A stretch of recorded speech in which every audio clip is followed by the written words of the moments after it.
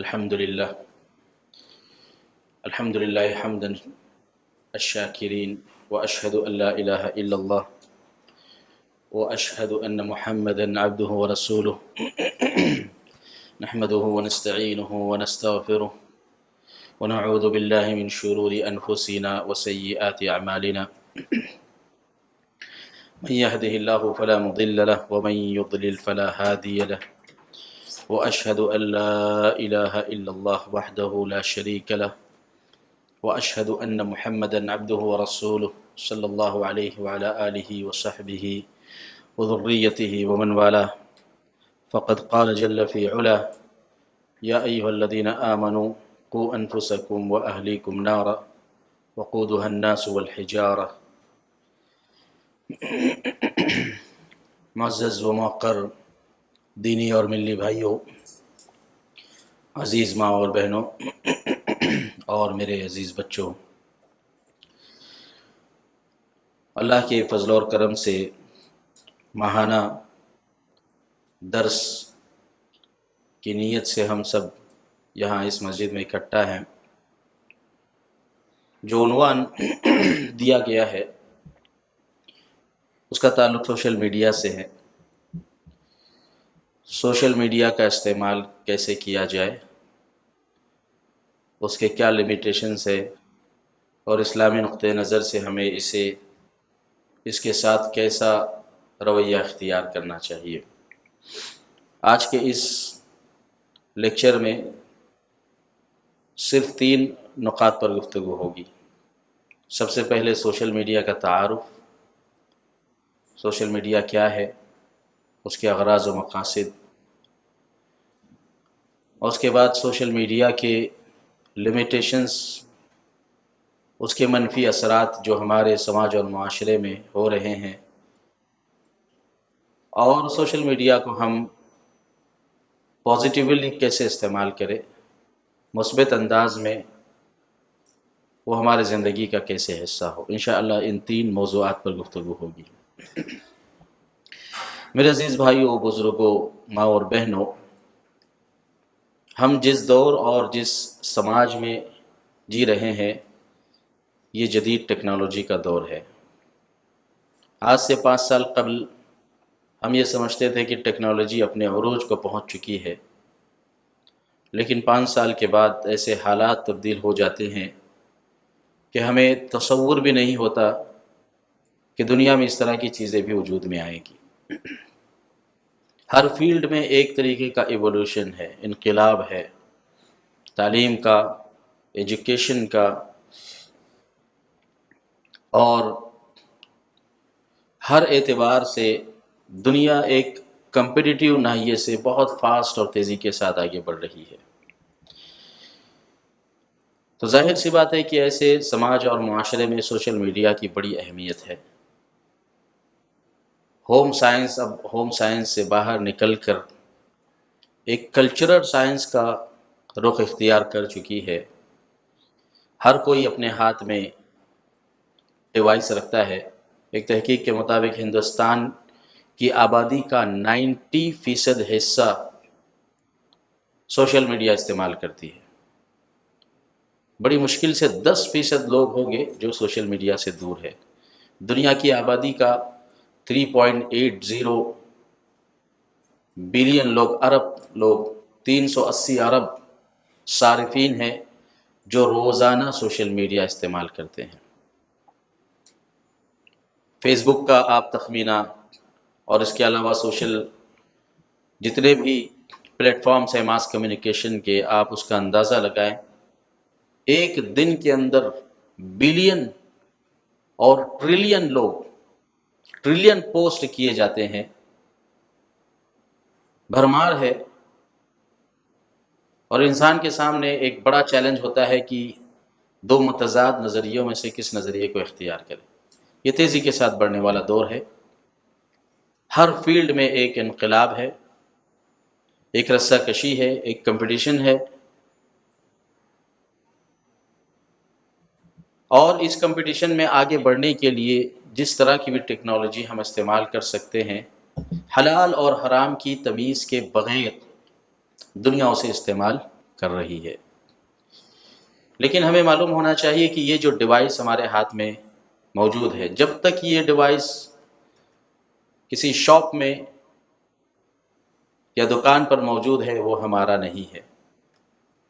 جب ہم نے اسے پرچیز کیا، اسے آن کیا، اس میں ہم نے اپنا آئیڈینٹیفیکیشن کا کوئی موڈ اس میں داخل کیا، اپنا جی میل یا موبائل نمبر یا لوکیشن یا جو بھی موڈ آف آئیڈینٹیفیکیشن ہو، تو اب یہ موبائل بھلے ہی ہمارے ہاتھ میں رہے، اس میں ہم کوڈ لگائیں اور مشکل سے مشکل کوڈ لگائیں جسے نہ ہمارے بچے کھول سکتے ہیں، نہ ہماری گھر میں ہماری بیویاں یا ازواج کھول سکتی ہیں، اور نہ ہی کوئی اسے کریک کر سکتا ہے۔ اس کے باوجود کئی کمپنیز ایسے ہیں جو اس بات کا دعویٰ کرتے ہیں کہ آپ کا ڈیٹا سیکیور ہے، محفوظ ہے، لیکن یقین مانیں کہ جب ہم نے اس ڈیوائس کے اندر اپنا آئیڈینٹیفیکیشن دے دیا تو اب یہ ڈیوائس بھلے ہی ہم یہ سمجھے کہ یہ ہماری حد تک محدود ہے، وہ ہماری حد تک محدود نہیں ہے۔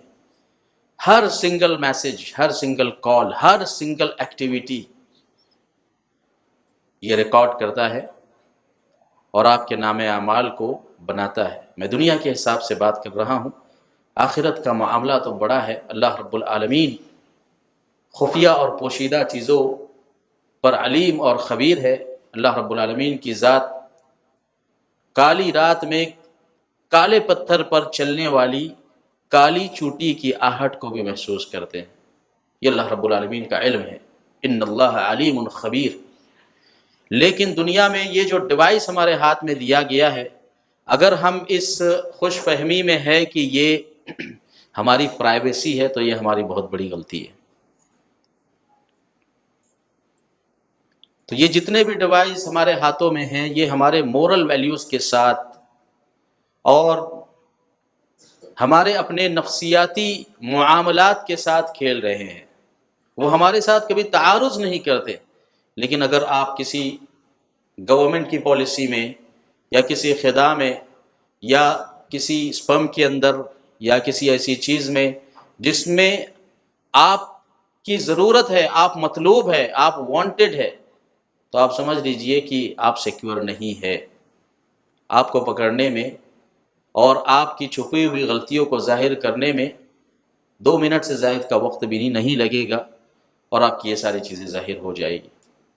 تو یہ جو ہمارے ہاتھ میں ڈیوائسز دیے گئے ہیں یہ ہمارے مورل ویلیوز کے ساتھ کھیل رہے ہیں، اور ایک بہت بڑی کشمکش پیدا ہو گئی ہے دھرم کو ماننے والے اور دھرم کو نہ ماننے والوں کے درمیان۔ میں ہر طرح کے دھرم اور ریلیجن کی بات کر رہا ہوں۔ سوشل میڈیا کے استعمال کے بڑھنے کی وجہ سے ریلیجیس لوگوں کے سامنے، دھرم کو ماننے والوں کے سامنے چیلنجز بنسبت ان لوگوں کے جو دھرم کو نہیں مانتے ہیں زیادہ بڑھ گئے ہیں۔ اور سوشل میڈیا نے ہمیں اس پلیٹ فارم پر لا کر کھڑا کر دیا ہے کہ ہر سفید کو کالا اور کالے کو سفید بنانے پر وہ قادر ہے۔ کتنے ایسے ریئلٹی شوز ہیں، کتنے ایسے سیزنز ہیں، کتنے ایسے گیمز ہیں جنہیں ان مقاصد کے ساتھ بنایا جاتا ہے کہ وہ ہمیں ہمارے دھرم کی بھاوناؤں کے ساتھ کھیلتے ہیں، خاص کر وہ لوگ جو آخرت پر ایمان رکھتے ہیں۔ بہت سارے ایسے گیمز اور شوز کے ذریعے سے یہ بات باور کرانے کی کوشش کی جاتی ہے کہ انسانی طاقت اور انسان کا نیچر ہر چیز پر غالب ہے، یہاں تک کہ جنت بھی بن جائے، جہنم بھی بن جائے، جہنم میں ہمیں ڈالا بھی جائے تو انسان اس بات پر قادر ہے، نعوذ باللہ، کہ وہ جہنم سے باہر نکلے۔ اللہ رب العالمین کی طاقت اور اس کی قدرت کے مقابلے میں انسان کو بڑا بنا کر پیش کیا جاتا ہے، اور یہ تصور دیا جاتا ہے کہ کوئی جنت نہیں، کوئی جہنم نہیں، کوئی سزا نہیں، کوئی جزا نہیں، کوئی عقاب نہیں۔ انسان اور ہیومینیٹرین پاور یہ سب سے بڑا پاور ہے۔ اسی لیے دھرم کے ماننے والوں کے تعلق سے شبہات اور شہوات کا ایک بڑا عظیم سلسلہ ہے جو اس سوشل میڈیا پر چل رہا ہے۔ اس لیے ایسے وقت میں جو کہ ارتداد کی اور ہمارے دین اور دھرم کے بھاوناؤں کے ساتھ کھیلنے کی ایک بڑی عظیم فیلڈ چونکہ ایجاد ہو چکی ہے، اس لیے ضروری ہے کہ سرپرست حضرات، والدین، پیرنٹس اور خود خواہ ہم بچے ہو بڑے ہوں، ہر اعتبار سے ہمیں اس بات کا علم ہونا چاہیے کہ ہم کیا چیز دیکھ رہے ہیں، کیا سن رہے ہیں، کس پر عمل کر رہے ہیں، کس سے انسپائرڈ ہے۔ سوشل میڈیا کے ہر پہلو پر والدین کی اور خود ہماری نگاہ ہونا چاہیے۔ اور اللہ رب العالمین نے ہمیں عقل اور فطرت کے جس عظیم نظام سے نوازا ہے، اور ساتھ میں ہمیں جو وحی کی صورت میں شریعت دی ہے، یہ اس بات کا تعین کرتی ہے کہ خیر کن چیزوں میں ہے اور شر کن چیزوں میں۔ اللہ رب العالمین نے خیر اور شر کے راستوں کو واضح کر دیا ہے۔ اِنَّا هَدَيْنَاهُ السَّبِيلَ إِمَّا شَاكِرًا وَإِمَّا كَفُورًا۔ اللہ تعالیٰ نے ہدایت کے راستے کو واضح کر دیا۔ یہ انسان ہے، انسان کا دل ہے جو اسے مجبور کرتا ہے برائی کے اوپر۔ اسی لیے اللہ کے نبی صلی اللہ تعالیٰ علیہ وسلم نے دل سے تعلق رکھنے والی دعاؤں کے تعلق سے فرمایا کہ کثرت کے ساتھ یہ دعا پڑھا کرو۔ ام سلمہ رضی اللہ تعالیٰ عنہ کے بارے میں آتا ہے، ان سے چند لوگوں نے سوال کیا کہ جب اللہ کے نبی صلی اللہ تعالیٰ علیہ وسلم آپ کے گھر میں آتے ہیں تو سب سے زیادہ کس دعا کا اہتمام کرتے ہیں؟ فرمایا اللہ کے نبی صلی اللہ تعالیٰ علیہ وسلم بکثرت یہ دعا پڑھتے ہیں، یا مقلب القلوب ثبت قلبی علی دینک وَيَا مُصَرِّفَ الْقُلُوبِ ثَبِّتْ قَلْبِي عَلَىٰ طَاعَتِكَ۔ مختلف الفاظ کے ساتھ وارد ہے کہ اے دلوں کو پلٹنے والے، میرے دل کو اسلام پر ثابت قدم فرما۔ اس لیے کہ دل انسان کا اتنا کمزور ہے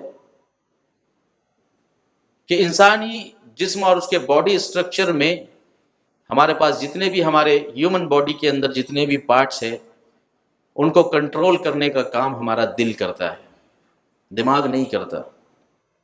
یہ لوگوں میں مشہور ہے کہ دماغ کرتا ہے، لیکن حقیقت یہ ہے، اور یہ سائنسی تحقیقات بتاتی ہے، کہ ہمارے مکمل جسم کو دل کنٹرول کرتا ہے، اور یہی قرآن کی بھی تعلیم ہے۔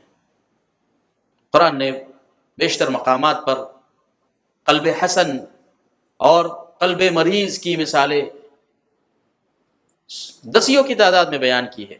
کلا بران علی قلوبہم، ضیق کا تذکرہ کیا، ران کا تذکرہ کیا، دلوں پر پردہ پڑنے کا تذکرہ کیا، اور دلوں کی اچھی کیفیتوں کو بھی بیان کیا۔ یوم لا ينفع مال ولا بنون الا من اتى اللہ بقلب سلیم، کہ اس دن جب کہ مال اور بچے جو آج ہمارے سپورٹ میں کھڑے ہیں قیامت کے دن نہیں ہوگے، اللہ یہ کہ وہ شخص جو اپنے سلیم دل کو، صاف ستھرے دل کو لے کر اللہ کی بارگاہ میں حاضر ہو۔ یہی دل انسان کی مکمل باڈی اسٹرکچر کو گائیڈ کرتا ہے۔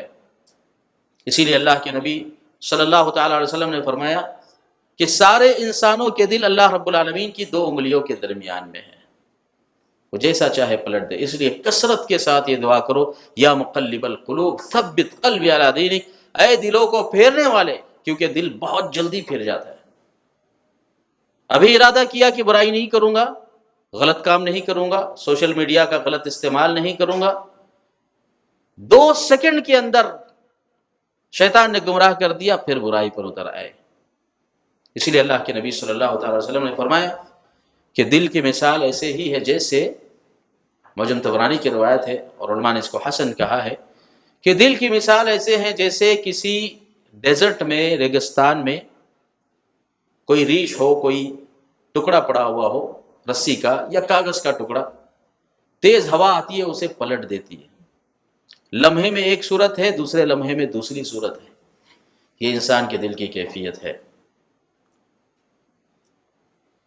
اور جو کچھ انسان کے دل میں ہوتا ہے وہ اس کے باڈی اسٹرکچر سے ظاہر ہو جاتا ہے، اس کے زبان سے، اس کے اعضاء سے، اس کے نبرات الصوت سے، اور ہماری ایکٹیویٹی سے، ہماری آنکھوں سے، ہماری زبان سے وہ چیزیں ظاہر ہو جاتی ہیں جو ہمارے دل میں ہے۔ اسی لیے یہ ایسی فزیکل سائنس ہے جو ہمارے یہاں سیلز ڈپارٹمنٹ میں بھی سکھائی جاتی ہے کہ کسٹمر کے ساتھ، کنزیومر کے ساتھ کیسے بیہیو کیا جائے، اور وہ آپ کے پروڈکٹ کے ساتھ، وہ آپ کے پروڈکٹ میں انٹرسٹ رکھتا ہے یا نہیں رکھتا ہے. تو اس طریقے کی سائنس سیلز ڈپارٹمنٹ میں سکھائی جاتی ہے اور اس کا استعمال کیا جاتا ہے، کیونکہ دل کی کیفیات انسان کے باڈی پر ظاہر ہوتی ہے. اسی لیے اللہ کے نبی صلی اللہ تعالی علیہ وسلم نے فرمایا کہ اللہ رب العالمین نے اپنے لیے کچھ برتن تیار کیے ہیں، سارے انسانوں کی مثال برتنوں کی مانند ہے، اور کچھ برتن ایسے ہیں جو اللہ رب العالمین کے خاص ہے. اور اللہ کو سب سے محبوب برتنوں میں وہ ہے الینھا وارقھا، جو سب سے زیادہ پولائٹ، نرم، کھانے بنانے کے لیے سب سے بہتر ہو اور نرم ہو. ابن قیم رحمہ اللہ نے اس کی مثال ایسے دی کہ آخر اللہ تعالیٰ نے اپنے لیے بہت سارے برتنوں میں سے چند برتنوں کو چن لیا. اس کا کیا مطلب ہے؟ اس کا مطلب یہ ہے کہ جیسے ایک ہانڈی ہے، اس میں آپ کھانا پکاتے ہیں یا سالن ابلتا ہے، تو اس سالن کی آواز سے ایک کوک اندازہ لگاتا ہے کہ یہ کس مرحلے میں ہے. پھر اس کے بعد اگر اسے معلوم کرنا ہو کہ اس کا ٹیسٹ کیسا ہے، یہ کھانے کے قابل ہے، اس میں شکر ہے، نمک کم ہے، مصالحے کی ضرورت ہے، تو وہ اپنے زبان سے اسے ٹیسٹ کرتا ہے.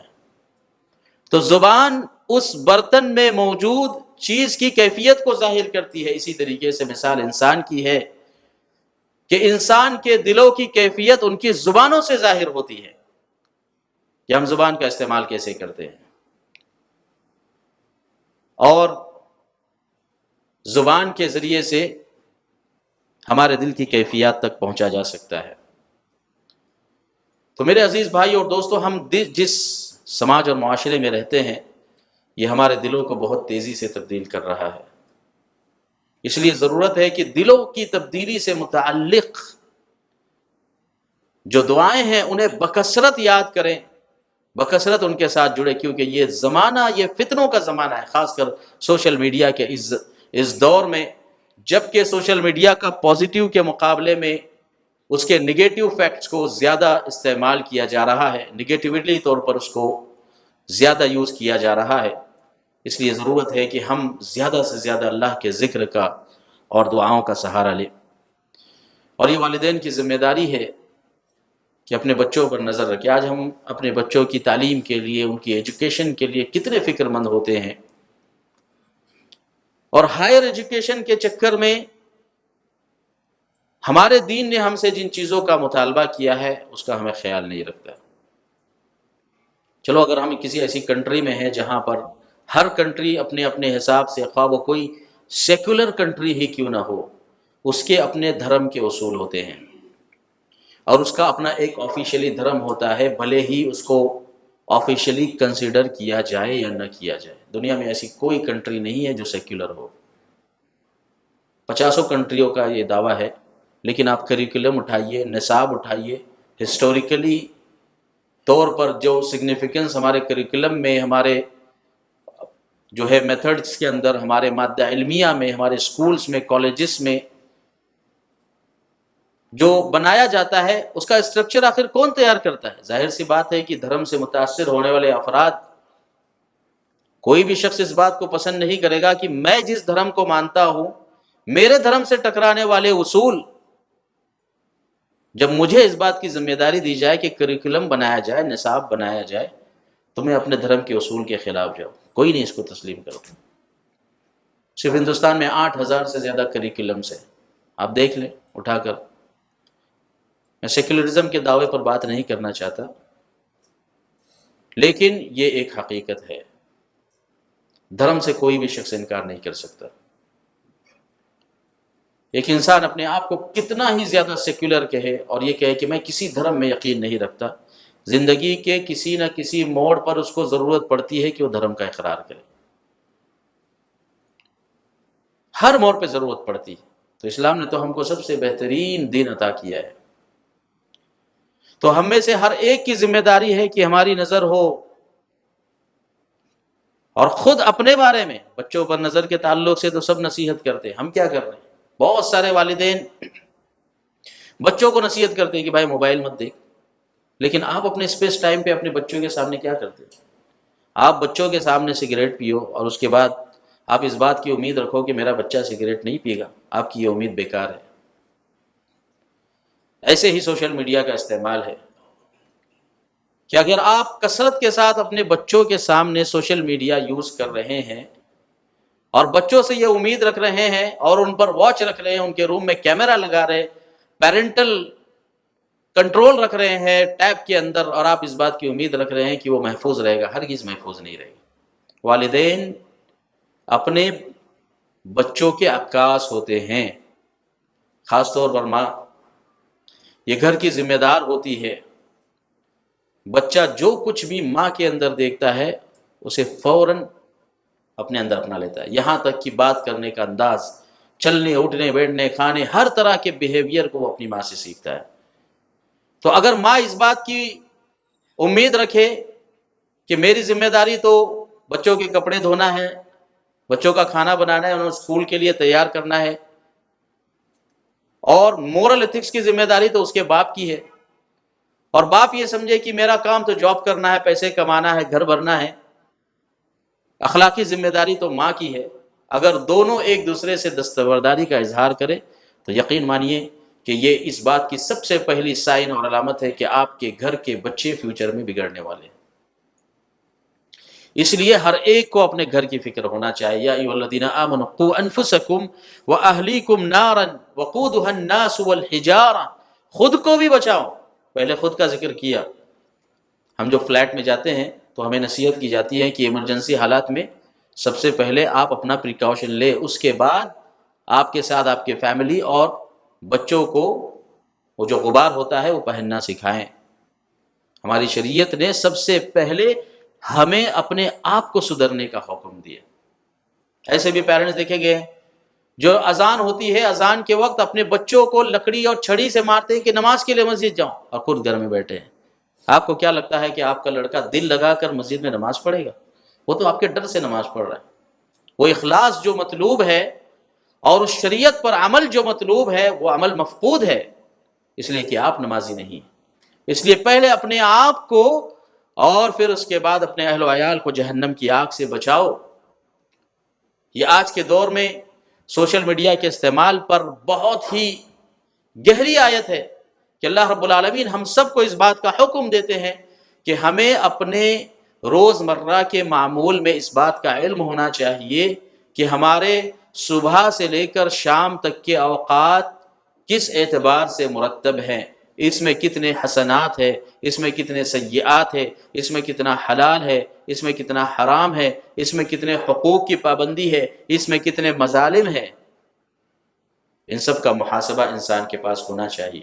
ہم جس دور میں جیتے ہیں اس دور میں سوشل میڈیا پر شر کو پھیلانے کا بجٹ خیر کو پھیلانے کے مقابلے میں دسیوں گنا زیادہ ہے۔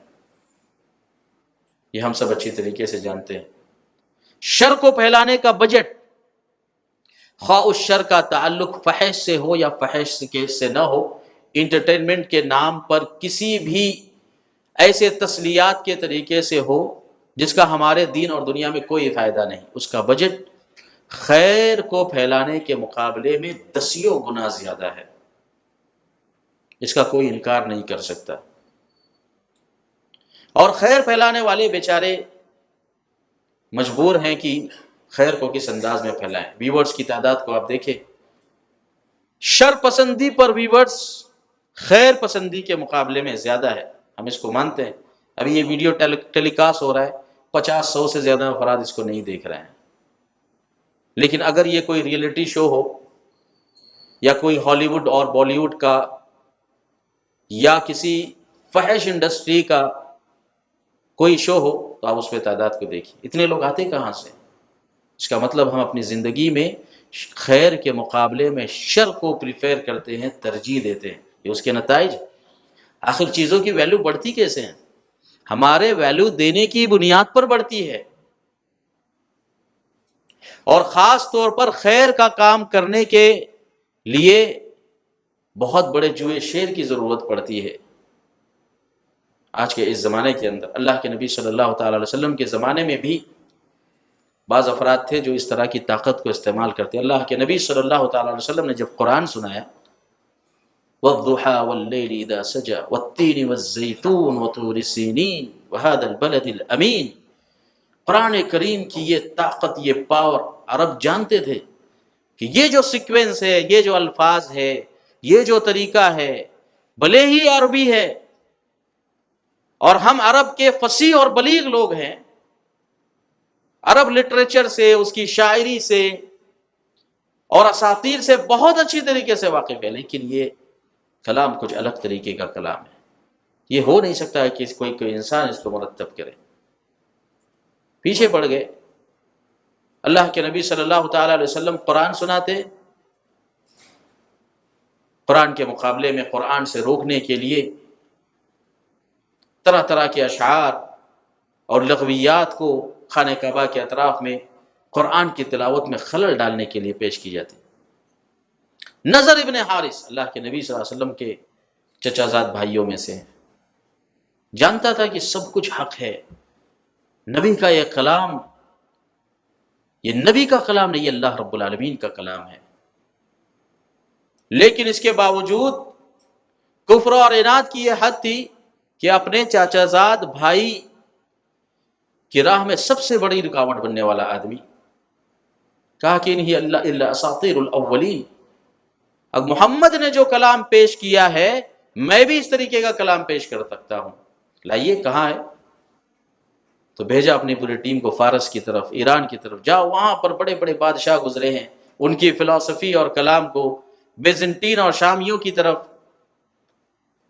یمن کی طرف کہ لاؤ جمع کرو مکہ مکرمہ میں اس تہذیب اور اس کلچر اور ثقافت کو۔ محمد یہ سمجھتا ہے کہ وہ مکہ میں کوئی نئی ثقافت اور نئے کلچر کو انٹروڈیوس کر رہا ہے، دنیا تو اس کلچر کو مانتی ہے۔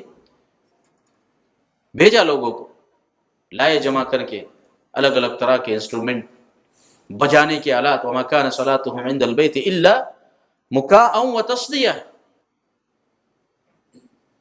کہ نماز کا ان کا جو طریقہ ہے وہ یہ ہے کہ آلات پر مبنی ہے، موسیقی پر، موسیقی کے علاوہ کچھ نہیں ہے، اور یہ موسیقی شر کی بنیاد ہے، شر کی بنیاد ہے۔ چنانچہ لائے گئے مکہ مکرمہ میں طرح طرح کے انسٹرومنٹ، انٹروڈیوس کیا گیا کہ یہ آلات ہے، یہ لہو کے آلات ہیں، یہ قرآن کے مقابلے میں بہتر ہے۔ مگر جسے اللہ رب العالمین نے توفیق عطا کی، نبی کی مجلس میں حاضر ہوتا، اللہ کے نبی صلی اللہ تعالیٰ علیہ وسلم کی مجلس میں اپنا تزکیہ کرتا، اپنے گھر واپس لوٹتا، گھر کے دروازے پر ڈھول تاشے لے کر کھڑے ہیں، فحاشہ اور رقاصہ کو لے کر کھڑے ہیں کہ یہ تمہارے لیے، کہاں محمد کے پیچھے جاتے؟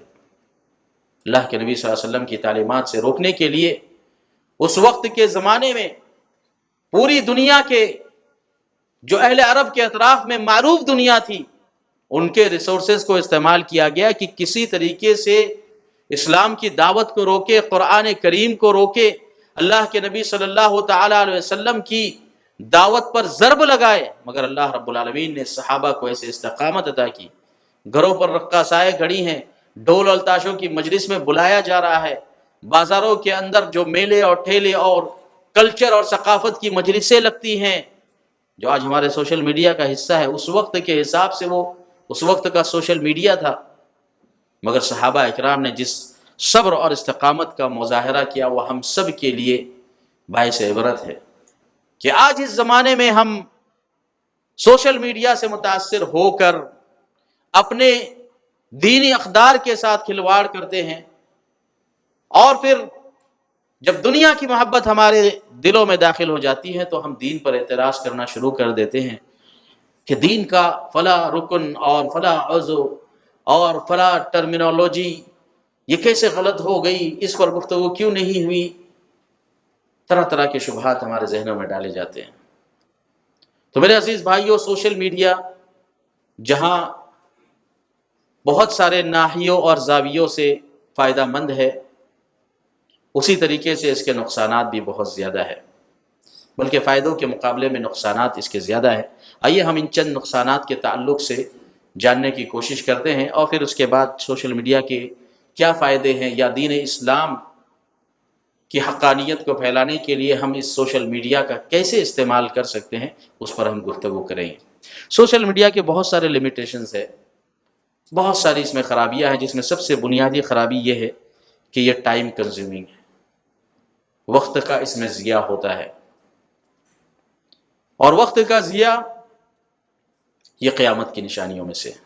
اللہ کے نبی صلی اللہ تعالیٰ علیہ وسلم نے فرمایا لا تقوم الساعة حتى يتقارب الزمان وتكون السنة كالشهر، کہ قیامت اس وقت تک قائم نہیں ہوگی جب تک کہ زمانہ قریب نہ ہو، زمانہ نہ سمٹے، یہاں تک کہ ایک سال کی مدت لوگوں کو لگے گا کہ ابھی تو رمضان گیا تھا، ابھی دوبارہ رمضان آیا۔ ایک سال کی مدت ایک مہینے کی مانند نظر آئے گی، اور ایک مہینے کی مدت ایک جمعہ کی مانند نظر آئے گی، اور جمعہ ایسے لگے گا گویا کہ کل جمعہ آیا تھا، آج پھر دوبارہ جمعہ آ گیا۔ یہ وقت کے ضیاع کی بنیاد پر ہے۔ آج ہم دیکھیں کہ سوشل میڈیا نے ہمارے گھنٹوں ضائع کر دیے، فیس بک کے اوپر، ٹویٹر کے اوپر، گیمنگ کے اوپر، طرح طرح کے اپلیکیشنز، سکرولنگ لگاتار چل رہی ہے، جس کا ہماری زندگی میں کوئی فائدہ نہیں ہے، اور ہم سمجھتے ہیں کہ ہم اپنے پورے دن کی مصروفیت میں 1 گھنٹہ 2 گھنٹہ ہی تو دیکھ رہے ہیں، اس میں کون سا ہم غلط کام کر رہے ہیں، لیکن وقت یہ ہمیں کھا رہا ہے۔ اللہ رب العالمین نے یہ وقت جہاں ہمیں ہماری دنیا کے آباد کرنے کے لیے دیا ہے، تعلیم کے حصول کے لیے، اچھی ڈگریوں تک پہنچنے کے لیے، حلال کی کمائی کے لیے، اس سے کہیں زیادہ ہمیں یہ جو وقت دیا گیا ہے یہ آخرت کی تیاری کے لیے دیا گیا ہے۔ اسی لیے میں نے کہا کہ دھرم والوں کے سامنے چیلنجز زیادہ ہے، خاص کر مسلمانوں کے سامنے، جن کو دنیا میں بھی ترقی کرنا ہے، دنیا میں اعلیٰ مقامات پر پہنچنا ہے، اور اپنے آخرت کی تیاری کرنا ہے۔ ایک مومن شخص کا ہمیشہ نصب العین اس کے آخرت کی زندگی ہوتی ہے۔ وَلَدَارُ الْآخِرَةِ خَيْرٌ وَأَبْقَىٰ، آخرت کی زندگی دنیا کے مقابلے میں لاکھوں کروڑوں گنا بہتر ہے، اور ہمیشہ ہمیش رہنے والی زندگی ہے۔ تو ایک مومن کے پیش نگاہ ہمیشہ یہ بات ہونا چاہیے کہ میں اپنے اس دن کے روٹین میں اپنی آخرت کے لیے کیا کر رہا ہوں۔ جو آخرت پر ایمان نہیں رکھتا اس کے لیے سوشل میڈیا ہی سب کچھ ہے، انٹرٹینمنٹ کی یہ سارے ذرائع ہی اس کی جنت ہے، اور اس کے لیے آخرت میں کوئی حصہ نہیں۔ لیکن ایک مومن شخص کے سامنے ہمیشہ اس کا نصب العین آخرت ہونا چاہیے، اس لیے کہ آخرت کی زندگی یہ سب سے کامل ترین زندگی ہے۔ اور اللہ رب العالمین نے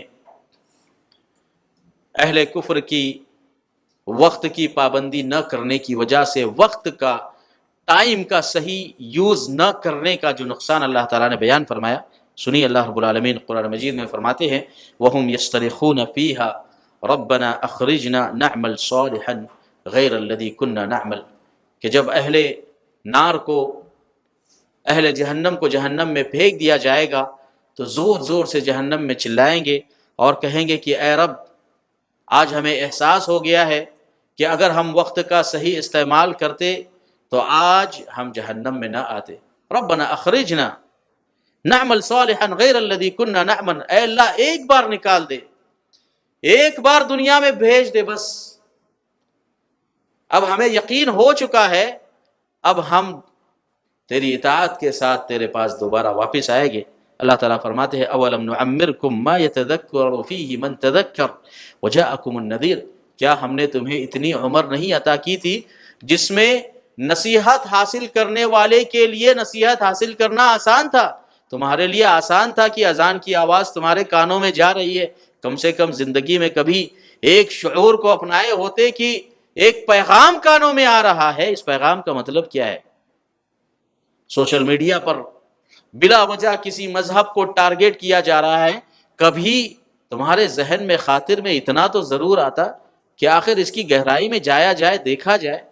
اور یہ حقیقت ہے کہ جن لوگوں نے سوشل میڈیا کے شبہات کو دیکھا، علماء کی طرف رجوع کیا، ریسرچ کیا، تحقیق کی، اللہ رب العالمین نے ان کے سامنے ہدایت کے دروازے پہ کھول دیے۔ سینکڑوں ایسے افراد ہیں جو اذان سن کر مسلمان ہوئے۔ یہ اذان اسلامک سوشل میڈیا کا سب سے بنیادی ریسورس ہے، جس اذان کو آج ہم معمولی سمجھتے ہیں، بلکہ افسوس کی بات تو یہ ہے کہ ہمارے ہاں اذان دینے کے لیے ایسے افراد کا انتخاب کیا جاتا ہے جن کی آواز میں کوئی درد نہیں، جن کی اذان میں کوئی پیغام نہیں۔ اذان دعوت کا سب سے اہم ذریعہ ہے۔ یورپ میں سینکڑوں افراد نے اذان سن کر اسلام قبول کیا، ہندوستان میں بھی میں ذاتی طور پہ جانتا ہوں ہندوستان میں ایسے افراد کو جو اذان سن کر مسلمان ہوئے۔ یہ دعوت کا بہت بڑا ذریعہ ہے، اور آج ہمارے سماج اور معاشرے میں اذان دینے والے کی کوئی ویلیو نہیں۔ اذان کے لیے تو ہائرنگ ہونا چاہیے، کمپٹیشن ہونا چاہیے، ہائی سیلری ہونی چاہیے، بلکہ امامت کے مقابلے میں اذان دینے والے کی سیلری زیادہ ہونی چاہیے، بشرط یہ کہ وہ اذان کو دعوتی پیغام کے طور پر لوگوں تک پہنچائے۔ اللہ کے نبی صلی اللہ علیہ وسلم فرماتے ہیں لا یسمع بی یہودی ولا نصرانی، میرے تعلق سے کوئی یہودی اور نصرانی نہیں سنے گا، اور مگر مجھ پر ایمان نہ لے آئے تو اس کا ٹھکانہ جہنم ہے۔ آج سارے لوگ سن رہے ہیں اس اذان کو، سوشل میڈیا کے ذریعے اور ہمارے مائکرو فون کے ذریعے پوری دنیا میں اذان پھیل رہی ہے۔ ایک سیکنڈ بھی ایسا نہیں ہے، لوگوں نے یہاں تک تحقیق کی ہے کہ 24 آورز کے اس سائیکلنگ پیریڈ کے اندر ایک سیکنڈ بھی ایسا نہیں ہے جس میں اذان رکتی ہے۔ ابھی یہاں اذان ختم ہوئی، کسی دوسرے زون کے اندر اذان شروع ہو چکی ہے، وہاں ابھی اذان ختم نہیں ہوئی کہ تیسرے زون میں اذان شروع ہو چکی، ایک سیکنڈ بھی اذان نہیں رکتی۔ آپ اندازہ لگائیں کہ اگر ہم اس کو دعوتی ناحیے سے لیں اور اذان کے پیغام کو عام کریں، اور ہماری اذان کے اندر وہ درد ہو حی علی الصلاح کے اندر کہ ایک غیر بھی جب ان الفاظ کو سنے تو وہ رقت آمیز ہو جائے۔ آج دیکھیے آپ، قرآن کریم کو اللہ نے اتنا بڑا مقام دیا ہے کہ قرآن کریم کی تلاوت، اس کی خوش اسلوبی اور اسے بہترین آواز میں پڑھنا، جب سے یہ سوشل میڈیا کے فوائد میں سے ہیں، اس کے پازیٹیو چیزوں میں سے ہیں کہ قرآن کی تلاوت غیر مسلم بھی سنتے ہیں، انہیں سکون محسوس ہوتا ہے، انہیں نہیں معلوم کہ اس میں کیا میسج ہے، کیا پیغام ہے، اللہ تعالیٰ کیا کہنا چاہتے ہیں، مگر بعض قاریوں کو اللہ نے وہ درد دیا ہے کہ غیر مسلم اس کو سنتے ہیں۔ بلکہ وہ مذاہب جن کے عبادتوں کی بنیاد ڈھول اور تاشوں پر اور انسٹرومنٹ کے بجانے پر ہے، انہوں نے قرآن جیسی تلاوتوں کو اپنے مذہبی کتابوں پر فٹ کیا ہے۔ ان کی مذہبی کتابیں ہمارے قرآن کی جیسی تلاوت کی جاتی، پہلے یہ چیز نہیں دیکھی جاتی تھی۔ کئی ایسے مذاہب والے ہیں جو اپنے شادی بیاہ کے موقع پر اور مناسبات کے موقع پر قرآن جیسی تلاوت کے طریقے کو اپناتے ہیں۔ یہ قرآن کریم کے معجزات میں سے دنیا میں سب سے زیادہ پڑھی جانے والی کتاب، اسی لیے قرآن کو قرآن اس لیے کہا جاتا ہے علی وزن فعلان۔ اس کی اہمیت کی بنیاد پر سب سے زیادہ دنیا میں اگر کوئی کتاب پڑھی جاتی ہے تو وہ قرآن کریم ہے۔ حالانکہ مسلمانوں کی تعداد دنیا میں سب سے زیادہ نہیں ہے، اور اسلام پر عمل کرنے والوں کی تعداد تو دیگر مذاہب کے مقابلے میں بہت ہی زیادہ کم ہے۔ اس کے باوجود اللہ تعالیٰ نے اس کتاب کو یہ شرف بخشا ہے۔ تو آخرت کی تیاری یہ مومن شخص کے سامنے سب سے بڑا نصب العین ہونا چاہیے۔ اللہ رب العالمین نے اہل کفر کے جہنم میں جانے کے بعد جب ان کا ٹیسٹ لیا، ان کا امتحان لیا، وَهُمْ يَسْتَرِخُونَ فِيهَا، کہ وہ جہنم میں چلا رہے ہیں، کہہ رہے ہیں ربنا اخرجنا، اللہ ہمیں یہاں سے نکال دے، ہم بھی اہل جنت کی مانند اچھے اعمال کر کے دوبارہ تشریف لائیں گے۔ اللہ تعالیٰ فرمائیں گے اولم نعمرکم ما يتذکر فیہ من تذکر وجاءکم النذیر، کہ کیا اللہ تعالیٰ نے تمہیں عمر نہیں دی تھی، اللہ رب العالمین نے تمہیں عقل نہیں دی تھی، تم بھی اپنے عمر کا، اپنے وقت کا ویسے ہی استعمال کرتے جیسے یہ اہل جنت نے کیا، تو آج تمہارے لیے یہ پشیمانی کا وقت نہ ہوتا۔ اس لیے امام ابن القیم رحمہ اللہ نے وقت کے ضیاع کے سلسلے میں کہا ہے کہ اضاعۃ الوقت اشد من الموت، کہ وقت کو ضائع کرنا موت سے زیادہ شدید ہے، موت سے زیادہ سخت ہے۔ کیوں؟ لأن اضاعۃ الوقت تقطعک عن اللہ والدار الآخرہ، اس لیے کہ وقت کا ضائع کرنا اللہ سے بھی دور کرتا ہے، آخرت سے بھی دور کرتا ہے۔ لیکن موت کے آنے کی وجہ سے انسان اپنے فیملی سے، اپنے گھر والوں سے دور ہوتا ہے، اور وقت کے ضائع کرنے کی وجہ سے اللہ سے دور ہوتا ہے، آخرت کے اصل نصب العین سے انسان دور ہوتا ہے۔ اس لیے ایک مومن شخص کے سامنے اس سوشل میڈیا کے دور میں سب سے بڑا مسئلہ یہ ہونا چاہیے کہ وہ اس کے ٹائم کے اندر کنسسٹنسی ہو، ٹائم کے اوقات کو صحیح طور پر استعمال کرے۔ اللہ کے نبی صلی اللہ تعالیٰ علیہ وسلم نے جو چیزیں ہمیں بیان کی تھی، آج یورپ اس پر عمل کر رہا ہے، اور طرح طرح کی تحقیقات اور ایجوکیشن سے لے کر ہر طرح کی فیلڈ میں ایک ایوولوشن دیکھنے میں مل رہا ہے۔ اللہ کے نبی نے ہم سے کہا تھا کہ رات میں عشاء کے بعد جلدی سو جاؤ، ٹائم پاس نہ کرو، عشاء کے بعد بات کرنا مکروہ ہے، اور شریعت نے، اللہ کے نبی صلی اللہ تعالیٰ علیہ وسلم نے اس پر صحابہ اکرام کو خصوصی نصیحت فرمائی، اور فجر کے اوقات کے بارے میں فرمایا اللہم بارک لامتی فی بکورہا، اے اللہ میری امت کے فجر کے اوقات میں برکت نصیب فرما۔ آج آپ دیکھ لیں ہماری شادیاں رات میں 12 بجے سٹارٹ ہوتی ہیں، اور اگر کوئی مسلمان انڈیویجولی اللہ کے نبی صلی اللہ علیہ وسلم کے اس عمل بھی اس سنت پر عمل بھی کرنا چاہتا ہے، تو ہمارے سویلائزڈ نظام کا یہ حصہ ہے کہ آفیسز 10 بجے کھلتے ہیں، تو آخر انسان صبح کی فضیلت حاصل کر کے کیا کرے گا؟ چنے کھائے گا؟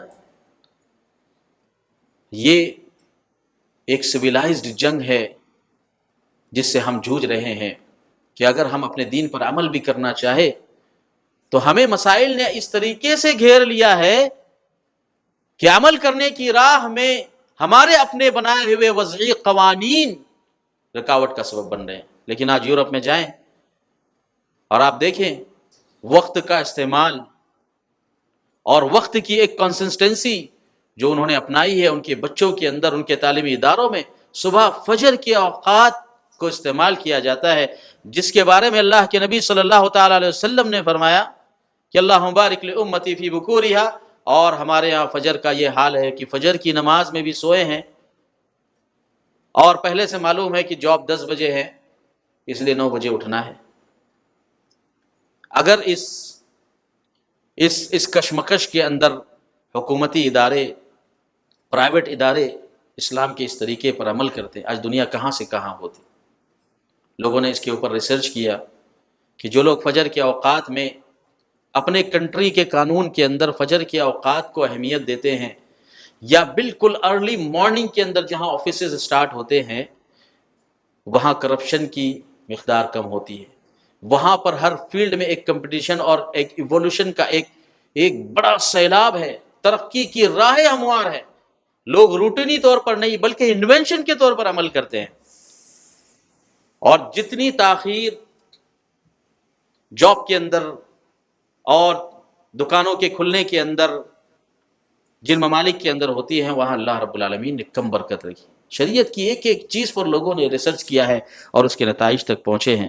تو میرے عزیز بھائیوں، سوشل میڈیا کے لمیٹیشنز میں سے ایک یہ ہے کہ وقت کا ضیاع اس میں بہت زیادہ ہوتا ہے، جبکہ اللہ رب العالمین نے کائنات میں ہمارے لیے وقت کے استعمال کی دلیلیں رکھی ہے۔ والشمس تجری لمستقر لہا، سورج اپنے مقررہ وقت پہ چل رہا ہے۔ کل فی فلک یسبحون، یہ جتنے ملکی ویز کے اندر، گیلیکسیز کے اندر یہ چھوٹے چھوٹے سیارے گھوم رہے ہیں اور تیز رفتاری کے ساتھ گھوم رہے، ایک سنگل سیکنڈ کا بھی اس میں فرق نہیں، 0.05 کا بھی اس میں ڈسٹنس نہیں ہے۔ اور علماء نے لکھا ہے کہ اگر یہ فرق ہو جائے تو زمین کا نظام درہم برہم ہو جائے۔ یہ اللہ رب العالمین نے اس قدر کنسسٹنسی ہم کو قرآن کریم کے ذریعے اور اس کائنات کے نظام کے ذریعے، شب و روز کے اندر ہونے والے، سورج نکلتا ہے، غروب ہوتا ہے، رات ہوتی ہے، اوقات، ان الصلاۃ کانت علی المؤمنین کتابا موقوتا، اللہ رب العالمین نے کتنا زبردست نظام دیا ہے وقت کے استعمال کا، یہ ہماری شریعت سے لوگوں نے سیکھا ہے۔ آج اس وقت کی پابندی کی ضرورت ہے، لیکن سوشل میڈیا نے ہمیں وقت کی اہمیت سے بہت زیادہ دور کیا ہے۔ تو یہ سوشل میڈیا کے نقصانات میں سے۔ اسی طریقے سے سوشل میڈیا کے نقصانات اور لمیٹیشنز میں سے یہ بھی ہے کہ فضول اور بیکار کے کاموں کی کثرت بہت زیادہ ہو گئی ہے۔ بے فائدہ ایپلیکیشنز اور گیمز یا ہمارے اسکرولنگ کے روٹین میں ایسی چیزیں جسے ہم اپنے ایجوکیشن کا حصہ سمجھتے ہیں، جسے ہم موٹیویشن کا حصہ سمجھتے ہیں، لیکن حقیقت میں نہ وہ ایجوکیشن ہے، نہ ہی ہمارے دین اور دنیا کی کامیابی کا اس میں کوئی راز ہے۔ بلکہ آج جس زمانے میں ہم جی رہے ہیں، سوشل میڈیا کا ہمارے اپنے پرسنل لائف میں اتنا اثر ہے کہ ہمارے ہوم ریمیڈیز کے اندر اور خاص طور پر گھروں میں جو چھوٹی چھوٹی ضرورتیں پڑتی تھی، تو وہ ضرورتیں خود ہم اپنے ہاتھوں سے پوری کرتے تھے۔ آج ہم اتنا زیادہ ڈیپینڈ ہو گئے ہیں کہ اگر جو ہے فلپکارٹ کے ذریعے یا آن لائن سورس کے ذریعے سے اگر ہم چوک نہ منگائے تو اپنے گھر میں کپڑا بھی نہیں لٹکا سکتے۔ پہلے گھریلو کھانے لوگ گھر میں بناتے، لوگ یہاں سے گاؤں جاتے تو انہیں یہ خواہش ہوتی کہ گاؤں میں اپنی ماں، اپنی بہن، اپنے نانی دادی کے ہاتھ کا اچھا کھانا کھائے۔ لیکن جب سے سوشل میڈیا کا دور آیا ہے، یہ آن لائن آرڈر کا جو سسٹم آیا ہے، باوجود یہ کہ یہ غلط نہیں ہے، لیکن میں یہ سوشل میڈیا کے نقصانات میں آپ کو بتا رہا ہوں کہ جن ایکسیسریز کی یا ہوم ریمیڈیز کی ضرورت ہی نہیں تھی کہ اس پر ہم اپنا وقت اور پیسہ اور اپنی اسکرولنگ اور اپنے ریسورسز اس پر لگائے، آج ہمارے ریسورسز پہ لگ رہے ہیں، ہمارے پیسے اس پر ضائع ہو رہے ہیں۔ جبکہ اہل اسلام کی اللہ رب العالمین نے اس تناظر میں تعریف کی ہے کہ والذین هم عن اللغو معرضون، اہل اسلام تو، مومنین حضرات تو لغو سے اعراض کرتے ہیں، فضول اور بے معنی چیزوں سے دور رہنا یہ اہل ایمان کی علامتوں میں سے ہے۔ وَإِذَا مَرُّوا بِاللَّغْوِ مَرُّوا كِرَامًا، کہ جب لغو کو اپنی آنکھوں سے دیکھتے ہیں کہ فلاں چیز غلط ہے، لیکن گزر جاتے ہیں، اس پر کمنٹ نہیں کرتے، وہاں اپنے وقت کو ضائع نہیں کرتے۔ وَإِذَا مَرُّوا بِاللَّغْوِ مَرُّوا كِرَامًا، آہستہ سے گزر جاتے ہیں اور اس سے اعراض کرتے ہیں۔ اسی لیے اللہ کے نبی صلی اللہ تعالی علیہ وسلم نے فرمایا من حسن اسلام المرء ترکہ ما لا یعنی، اسلام کے بہترین خوبیوں میں سے یہ ہے کہ انسان ان چیزوں کو ترک کرے جس کا اس کی زندگی سے کوئی تعلق نہیں۔ آج ہم اسکرولنگ میں سارے دیکھتے ہیں، دوستو میری چپل جو ہے نیچے گر گئی تو میں نیچے اترا، میں نے چپل اٹھایا، سر پہ رکھا اور پھر گھر پہ گیا۔ ہر چیز پھر اس کو ہم لائک کرتے ہیں، اس پہ کمنٹ چڑھاتے ہیں۔ ایسی چیزیں جن کا ہماری زندگی سے کوئی تعلق نہیں ہے اور دین اور دنیا کی کوئی بھلائی اس پہ مرتب نہیں ہوتی، بلکہ جن اوقات میں ہمیں نماز کی، ذکر کی، تلاوت کی، رشتہ داروں کے حقوق کی، والدین کے حقوق کی، بچوں کے حقوق کی پابندیاں کرنا چاہیے تھی، وہ وقت ہمارا اسکرولنگ میں ضائع ہوتا ہے۔ آج بہت ساری کمپنی والوں کو اپنے ورکرز سے شکایت ہوتی ہے، گورنمنٹ ڈپارٹمنٹس میں آپ جائیں کہ لوگوں کے مسائل کو سالو کرنے کی بجائے وہاں بیٹھا ہوا آفیسر اسکرولنگ میں لگا ہوا ہے، جبکہ وہ اپنی تنخواہ لے رہا ہے۔ ہاسپٹلس میں آپ جائیں، ضروریات پر دھیان دینے کی بجائے لوگ سوشل میڈیا پر مشغول ہیں، جبکہ آپ ایسے وقت میں اپنی ڈیوٹی پر ہیں کہ اگر آپ کی کمپنی کی طرف سے یہ آرڈر آ جائے کہ آپ آن ڈیوٹی موبائل کا استعمال نہیں کر سکتے تو یہ کمپنی کا حق ہے، لیکن آج کمپنیوں کو ان کے حقوق لینے کے لیے نہیں دیا جاتا، اس حد تک حالت پہنچ چکی ہے۔ تو یہ تو کمپنیوں کی حالت ہے، لیکن اسلامی ناحیے سے دیکھا جائے تو ہماری عبادتوں کی لذتوں سے ہم محروم ہو چکے ہیں سوشل میڈیا کے اس عمل کی وجہ سے۔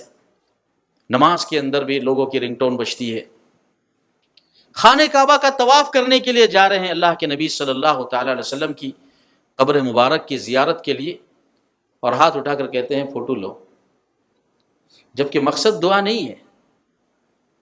میں نے تو ایک ایسا واقعہ یہ دیکھا، اللہ کے نبی صلی اللہ تعالی علیہ وسلم کی قبر مبارک پر مجھے 2.5 سے 3 سال اللہ کے فضل و کرم سے وہاں کام کرنے کا، پھر مدینہ منورہ کے افتاء ڈپارٹمنٹ میں، لائبریری کے اندر بہت سارے مقامات پر اللہ نے کام کرنے کا موقع دیا۔ میں نے ایک کیس ایسا بھی دیکھا کہ ایک فیملی آئی، میں وہاں آن ڈیوٹی تھا، ہاتھ کو ایسے بلند کیا اور سامنے موبائل دیا کہ فوٹو لو، پھر اس کے بعد کہہ رہے ہیں ایک منٹ، اور پھر زبردستی رونے کی کوشش کر رہا ہے۔ اس کے بولا جب تھوڑا نکلیں گے اس کے بعد فوٹو لو۔ کس کو دھوکہ دے رہے ہیں ہم؟ کس کو دھوکہ دے رہے ہیں؟ یہ حالت پہنچ چکی ہے کہ ہم نے جو ہے ہماری عبادتوں کی لذتوں کو اس سوشل میڈیا کے چکر میں ہماری عبادتوں کی لذتوں کو ضائع کر دیا ہے۔ موبائل کے رنگ ٹونز نماز میں بجتے ہیں، اور ایسے گانے جو شرکیات اور حفویات پر مبنی ہیں۔ سیارہ، یہ آج کل ایک مووی کا ٹرینڈ آیا ہے، سیارہ بدلہ نہیں ہے۔ میرے عزیز بھائیوں، جانتے ہیں کتنا بڑا شرک ہے، کتنا بڑا شرک ہے۔ اللہ کے نبی صلی اللہ تعالیٰ علیہ وسلم کے زمانے میں زید بن خالد الجہنی رضی اللہ تعالیٰ عنہ کی روایت ہے کہ صلح حدیبیہ کے موقع پر اللہ کے نبی صلی اللہ علیہ وسلم نے فجر میں نماز پڑھائی، زمین گیلی تھی۔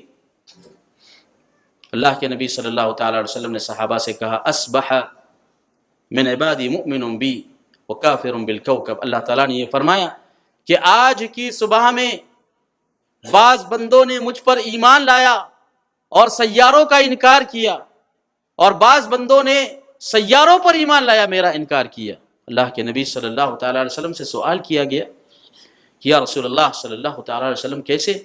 کہا کہ جن لوگوں نے یہ کہا کہ بارش اللہ رب العالمین کے فضل اور کرم کی بنیاد پر نازل ہوئی ہے، انہوں نے اللہ پر ایمان لایا، سیاروں کا انکار کیا۔ اور جن لوگوں نے یہ کہا کہ سیاروں کے گردش کی وجہ سے، سیاروں کے بدلنے کی وجہ سے، ان کے اپنے مقامات کو چھوڑنے کی وجہ سے، ایک مقام سے دوسرے مقام یا ایک جوپیٹر کے فلاں سے قریب ہونے کی وجہ سے بارش نازل ہوئی، اس نے کفر کیا۔ آج سیارہ مووی کا گانا ہمارے موبائل میں نماز کی حالت میں بج رہا ہے، ہمیں شرم محسوس نہیں ہوتی کہ جس شرک سے اللہ کے نبی صلی اللہ علیہ وسلم نے منع فرمایا ہے۔ سیارہ بدلا نہیں ہے، موسم روٹھا ہوا ہے۔ کس بنیاد پر موسم روٹھا ہوا ہے؟ یہ شرک ہے میرے عزیز بھائی اور دوستو۔ یہ شرک کی تعلیم ان فلم انڈسٹریز کے ذریعے ہمیں دی جا رہی ہے، ہماری زندگی کا حصہ بن رہی ہے، ہماری نمازوں کے اندر، ہمارے عبادتوں میں، اور ہمارے ریلیجیس مقامات پر ہماری عبادت گاہیں بھی ان چیزوں سے محفوظ نہیں ہیں۔ یہ بڑے افسوس کا مقام ہے کہ نوجوان گانے سنتے ہیں۔ گانے سننا تو ویسے بھی جائز نہیں ہے، لیکن ان گانوں کے اندر جو شرک موجود ہے، جو کھلواڑ موجود ہے انسانی ثقافت کے ساتھ اور ہیومن ویلیوز کے ساتھ، ہماری مورل تھنکنگ کے ساتھ، اور اس سے بڑھ کر ہمارے دینی اور مذہبی اقدار کے ساتھ، وہ بالکل واضح ہے۔ کس چیز کی تعلیم دیتے ہیں یہ فلم انڈسٹریز اور یہ ریئلٹی شوز کے ادارے؟ چوری کے وہ نئے نئے ذرائع جو انسان جانتا نہیں ہے، وہ ان فلموں سے سیکھتا ہے۔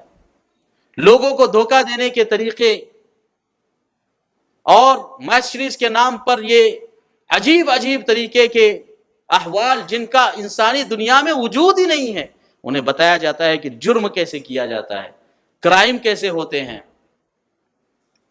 گھروں میں دھوکہ کیسے دیا جاتا ہے، والدین کے ساتھ کیسا برا سلوک کیا جاتا ہے، اپنے سگے ساتھی کو، دوست کو، جو بزنس میں دوست ہے، بچپن کا دوست ہے، دوستی کے نام پہ دھوکہ کیسے کیا جاتا ہے، لوگوں کو ہیک کیسے کیا جاتا ہے۔ یہ ساری چیزیں کہاں سے سیکھ رہے ہیں؟ یہ ہمیں ثقافت سکھا رہی، یہ ہمیں کلچر سکھا رہی، یہ ہمیں کرائم سکھا رہی۔ تو میرے عزیز بھائیوں، یہ سوشل میڈیا کے نقصانات میں سے یہ ہے کہ فضول اور بیکار کہ وہ معاملات جن سے دین اور دنیا کے، جن پر دین اور دنیا کی کوئی معاملات مرتب نہیں ہوتے، وہ آج ہماری زندگیوں کا حصہ بنے ہوئے ہیں۔ انہی کے لیے ہم خوش ہوتے ہیں، انہی کے لیے ہم ناراض ہوتے ہیں، انہی کے لیے اپنی ولا کو بتاتے ہیں، اور انہی کے برخلاف اپنی برا کو رکھتے ہیں۔ یہ آج کے زمانے کی کے بڑے المیہ میں سے ہے کہ ہم سوشل میڈیا سے بہت زیادہ متاثر ہیں۔ اسی طریقے سے سوشل میڈیا کے نقصانات میں سے یہ ہے کہ اس سوشل میڈیا نے ہمیں تنہائی کی نعمت سے محروم کر دیا ہے۔ یہ سوشل میڈیا کے نقصانات میں سے ہیں۔ کہ انسان اتنا زیادہ بزی ہے، حالانکہ وہ بزی نہیں ہے، کوئی کام نہیں ہے اس کے پاس، لیکن سوشل میڈیا نے اس کے ہاتھ میں یہ ڈیوائس دے کر اسے اتنا مشغول کر دیا ہے کہ اسے پتہ ہی نہیں کہ اس کی زندگی کا ویژن کیا ہے، مقصد کیا ہے۔ اور اگر ایک لمحے کے لیے سم کارڈ خراب ہو جائے یا موبائل خراب ہو جائے، اس کے بعد ہماری بے چینی کی کیفیت کا آپ اندازہ لگائیں کہ ہم کس حد تک مجبور ہوتے ہیں اور کس حد تک جاتے ہیں۔ اللہ کے نبی صلی اللہ تعالی علیہ وسلم مومن شخص کی مثال بیان کرتے ہیں کہ ایسا مومن شخص سبعۃ یظلھم اللہ فی ظلہ، کہ اللہ رب العالمین اپنے عرش مبارک کے سائے میں 7 لوگوں کو پناہ دے گے، 7 قسم کے لوگ۔ عرش کوئی معمولی چیز نہیں ہے، میں اس سے پہلے بھی اس مسجد میں عرش کے مقام کو بیان کر چکا ہوں۔ دنیا کی سب سے بڑی مخلوق ہے، وسع کرسیہ السماوات والارض، پورے آسمان اور زمینوں کو گھیرا جائے، عرش آسمانوں اور زمینوں کے اس مقدار اور ان رقبوں سے بھی بڑا ہے، وسیع ہے۔ جب کرسی کا یہ عالم ہے تو عرش کا عالم تو بہت بڑا ہے۔ اس پر میرے 2-3 لیکچرز ہے جو میں نے ایک میرا لیکچر کویت میں ہے جو 1.5 گھنٹے کا ہے عرش کے اوپر، آپ اس کو سن سکتے ہیں کہ عرش کا کیا مقام ہے۔ تو اس عرش کے سائے میں ہزاروں لاکھوں کروڑوں لوگ ہوں گے انشاءاللہ۔ اللہ رب العالمین ہم سب کو بھی عرش کا سایہ نصیب فرمائے۔ اس دن جس دن کے اس عرش کے سائے کے علاوہ کوئی سایہ نہیں ہوگا، سارے پشیمان ہوگے، مجبور ہوگے۔ فرمایا کہ اس میں ایک شخص ایسا بھی ہے، رجل ذکر اللہ خالیا ففاضت عیناہ، کہ آدمی ایسا شخص جس نے اپنے اسپیس ٹائم کے اندر اکیلے پن میں اللہ کو یاد کیا، اپنے گناہوں پر پشیمان ہوا، اس کی آنکھیں بہہ گئی، یہ اس کی آنکھیں اس کی شفاعت کے لیے کافی ہے۔ آج ہم میں سے کتنے لوگوں کو یہ توفیق نصیب ہوتی ہے؟ ہم میں سے کتنے ہیں جو اسپیس ٹائم نکالتے ہیں، تنہائی کے لیے وقت نکالتے ہیں اپنے محاسبے کے لیے؟ اور انسان کی تنہائی اگر وہ صحیح کام کے لیے استعمال کرے، اس میں کوئی شک نہیں ہے کہ تنہائی میں انسان اگر اپنے دل اور قلوب آمنہ پر کنٹرول نہ کرے تو وہ شیطان کا گھر ہوتا ہے۔ لیکن جو شخص اپنے آپ پر کنٹرول کرے، اپنے تنہائی کا استعمال کرے، تو تنہائی میں انسان بہت ساری چیزوں کو مرتب کر سکتا ہے۔ بہت ساری یونیورسٹیز میں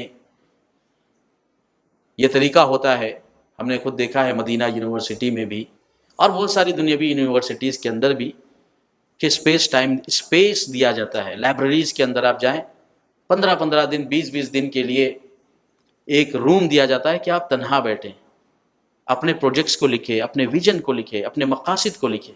بہت ساری کمپنی والے، میں نے ایسی کئی کمپنیز کو دیکھا ہے، ہمارے اپنے افراد کی بھی ایسی کمپنیاں ہیں جس میں ایک روم خاص تنہائی کے لیے رکھا گیا ہے کہ اگر کمپنی میں کوئی مسئلہ ہو جائے تو اس کا جو باس ہے، جی ایم ہے، مینیجر ہے، وہ اس میں ایک تنہائی میں بیٹھنے والی کرسی ہوتی ہے، اس میں بیٹھ کر سوچتا ہے اور سوچنے کے بعد کسی ڈیسیجن کو مرتب کرتا ہے اور پھر وہ کمپنی میں امپلیمنٹ کیا جاتا ہے۔ تو تنہائی کے اندر تیار کیا گیا پروجیکٹ اور ویژن، اس میں بڑی طاقت ہوتی ہے، اور خاص طور پر انسان اگر یہ پروجیکٹ آخرت کے لیے تیار کرے۔ اللہ کے نبی صلی اللہ علیہ وسلم فرمایا کہ ایک آدمی تنہائی میں اللہ کو یاد کرتا ہے اور یاد کرتے کرتے اس کی آنکھیں زار و قطار روتی ہے، اللہ تعالیٰ اسے عرش کے سائے میں پناہ دیتے ہیں۔ اللہ اکبر۔ آج سوشل میڈیا نے اتنی بڑی نعمت کو ہماری آنکھوں سے، ہماری زندگی سے چھین لیا ہے۔ تنہائی میں بیٹھے بھی ہیں، موبائل سائٹ میں نوٹیفیکیشن آ گیا، فوراً موبائل کو دیکھ لیا۔ ہر اعتبار سے تنہائی میسر نہیں، لوگوں کو ٹوائلٹ میں تنہائی میسر نہیں، ٹوائلٹ میں موبائل لے کے بیٹھتے ہیں اسکرولنگ کرنے کے لیے۔ تو سوشل میڈیا کے نقصانات میں یہ ہے کہ اس نے تنہائی کی بڑی نعمت سے ہمیں محروم کیا۔ اسی طریقے سے ایک لمیٹیشن یہ بھی ہے کہ سوشل میڈیا کی وجہ سے ہمارے فیملی سسٹم کے اندر اور فیملی کی سائیکلوجی میں اس کے بہت ہی برے اثرات مرتب ہوئے ہیں۔ رشتوں میں دراڑیں پڑ گئی ہیں، والدین کے حقوق میں بچوں نے کمی کر دی ہے، والدین نے بچوں کے حقوق ادا کرنے میں کمی کر دی۔ بیوی کو شکایت ہے کہ شوہر روزانہ واپس آتے ہیں، واپس آنے کے بعد انہیں جو وقت اپنے گھر میں اپنے بچوں کو اپنی بیویوں کو دینا چاہیے وہ سوشل میڈیا پر دیتے ہیں. پورا دن آفس میں مشغول تھا اس لیے تھوڑا سا انٹرٹینمنٹ کر لیتا ہوں, اور پھر اگر بیوی اس پر اعتراض کرے تو اس کے ساتھ گالی گلوچ نعوذ باللہ, یا پھر گویا کہ بیوی میرے حق کو مار رہی ہے. یہی شکایت شوہر کو ہے کہ بیچارہ تھک کر آتا ہے اس امید سے کہ گھر میں کھانا نصیب ہوگا, لیکن بیوی سوشل میڈیا میں مشغول ہیں, اور جسے اپنے شوہر کو اپنے بچوں کو کھانا بنانا چاہیے, کھانا کھلانا چاہیے, باہر سے آرڈر دینے پر مجبور ہوتا ہے 1 بار 2 بار 10 بار, اور حالت یہ ہوتی ہے کہ پھر اس کی وجہ سے آپس میں دراڑیں بڑھ جاتی ہیں.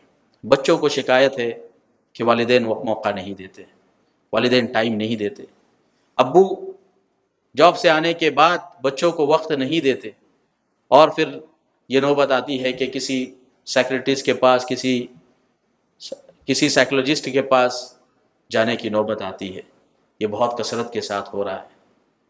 بچے موبائل اور ٹیب میں تعلیم کے نام پر اتنے زیادہ مشغول ہیں ان کی آنکھیں خراب ہو رہی, آئی ہاسپٹلز بھرے ہوئے ہیں ایسی شکایتوں سے. بچے سنتے نہیں ہیں, اور آخر میں نتیجہ یہ ہوتا ہے کہ وہ آنکھ کی روشنی, اپنے آنکھ کی روشنی میں خفت سے متاثر ہوتے ہیں. یہ واقعات بہت تیزی کے ساتھ بڑھ رہے ہیں.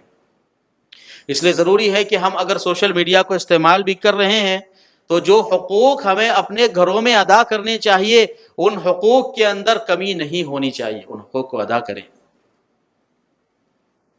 کئی ایسی شکایتیں آتی ہیں کہ شوہر کو اپنے بیوی پر شک ہے, بیوی کو شوہر کے اوپر شک ہے. ایک مسئلہ آیا دارالقضاء میں ہمارے یہاں, اب میں خود اس دارالقضاء کی میٹنگ میں ممبر تھا, میں شریک تھا. ایک شوہر نے, اور شاید وہ میری بات سن بھی رہی ہوگی لیکن میں ان کا نام نہیں لوں گا, ابھی قریب کا واقعہ ہے.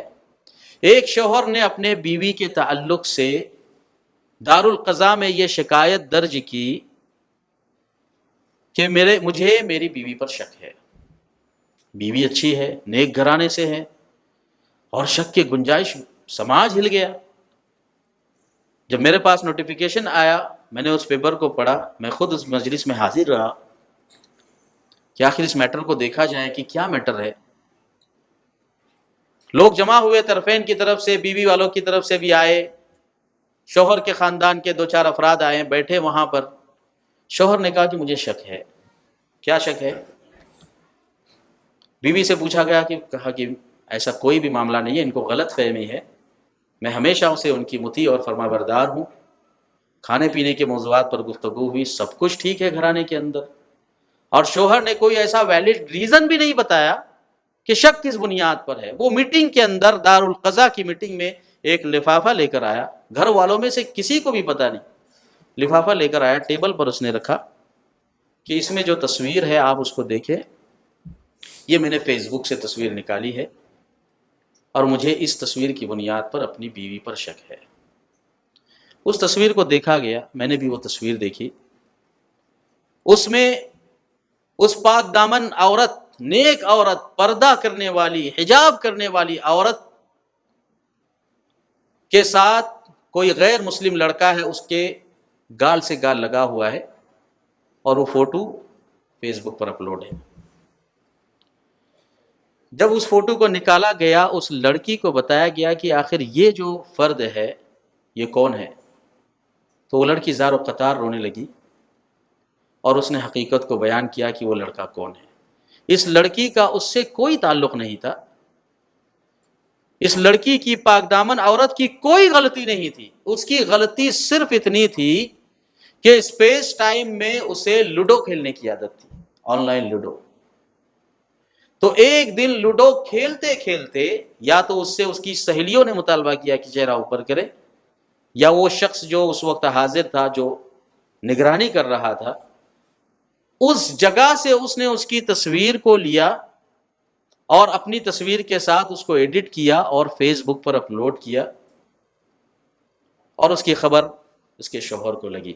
وہ لڑکی زار و قطار رونے لگی, اور اس نے حقیقی واقعہ اللہ کی قسم کھائی بیان کیا کہ ہاشا و کلا, میرے گھر والے بھی جانتے ہیں, میرا سارا موبائل آپ کے سامنے ہے، مجھ سے صرف ایک ہی غلطی ہوئی کہ آن لائن لوڈو کھیلتے وقت اس نے میری تصویر کو لیا ہوگا، کیونکہ یہ لڑکا ہمارے ساتھ آن لائن لوڈو کھیلا کرتا، اور اس تصویر کو لے کر پورے گھر کے نظام کو اس نے درہم برہم کیا۔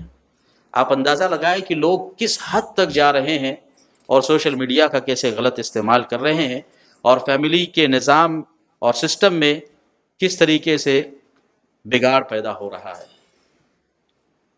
لوگوں کے پاس وقت نہیں کہ اپنے والد، سب سے زیادہ مظلوم اگر میں کسی کو سمجھتا ہوں تو وہ باپ ہے۔ سوشل میڈیا کے اس دور میں سب سے زیادہ اگنورینس اگر ہماری فیملی ٹری کے اندر کسی کے ساتھ ہوتا ہے تو وہ بیچارہ باپ یا بیچارہ دادا یا نانا ہے۔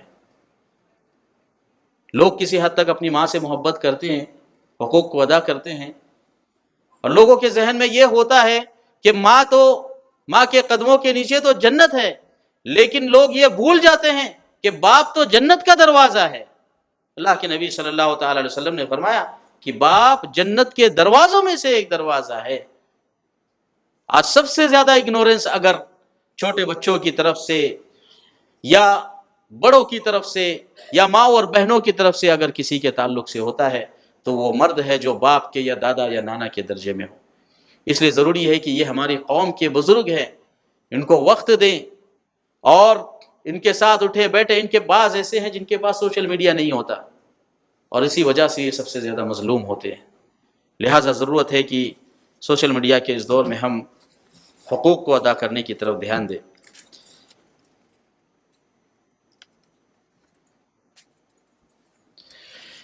اسی طریقے سے سوشل میڈیا کے نقصانات میں سے ایک نقصان یہ بھی ہے کہ ارتداد اور شبہات کا فتنہ بہت زیادہ عام ہو رہا ہے، یعنی فکری اور نظریاتی الحاد اور ارتداد جو اس سے پہلے موجود نہیں تھا، آج کثرت کے ساتھ دیکھا جا رہا ہے۔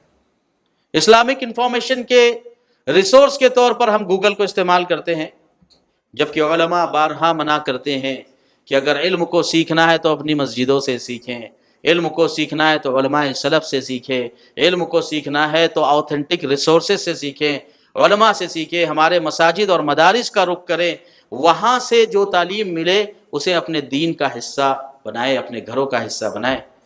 لیکن آج لوگ اتنے ایڈوانس ہو چکے ہیں کہ سوشل میڈیا پر گوگل کو دین کے حصول کا سب سے بڑا ذریعہ سمجھتے ہیں، اور اسی کا نتیجہ ہے کہ باطل ان سوشل ریسورسز پر سب سے زیادہ ایکٹیو ہے۔ آپ دیکھیں، میں اردو زبان کی بات کر رہا ہوں کہ اردو زبان میں جب آپ کو کوئی دینی مسئلہ تلاش کرنا ہو اس کے اوپر، تو سب سے پہلے وہ آپ کو بدعتیوں کی ویب سائٹ، اہل شرک کی ویب سائٹ، قادیانیوں کے اسلام کے نام پر مرتب کیے ہوئے لٹریچر اور کروڑوں روپے کی لاگت میں تیار کیے ہوئے اس آئی ٹی سیل کی طرف لے کر جاتا ہے جو ہماری نظر میں اسلام کا نمائندہ نہیں ہے۔